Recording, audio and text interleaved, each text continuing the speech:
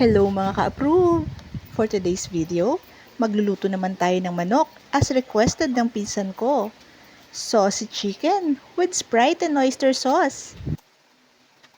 Tara, samahan niyo na po ulit akong magluto. Una ay asinan muna natin yung isang buong manok. I-scrub natin sa lahat ng sides, pati sa loob nito. Pagkatapos niyan, pwede na natin i-ready yung kaldero na pagpiprituhan natin ng manok. Ilagay lang po natin sa kalderong may mantika yung manok hanggang sa mag-brown na po yung magkabilang side niya. Pagkatapos po niyan, isi-set aside po muna natin yung manok dahil magigisa na po tayo ng mga kailangan para sa sauce. Magsasangkot siya po muna tayo ng bawang at ng sibuyas. Pagka nagisa na natin ito, pwede na po natin lagyan ng 2 cups ng Sprite. Isusunod po natin yung paminta. Tapos po yung oyster sauce at ang toyo.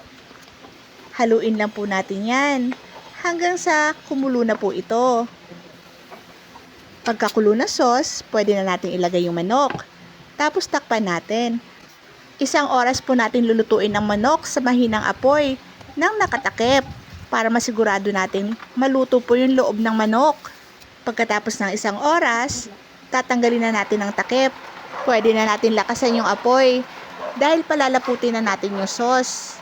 I-coat lang natin ng sauce yung bawat side ng manok habang kumukulo ito. Pag lumapot na yung ating sauce, pwede na po natin i-plating yung manok. Mapapadami na naman ang kain natin ito. Sauce pa lang, ulam na!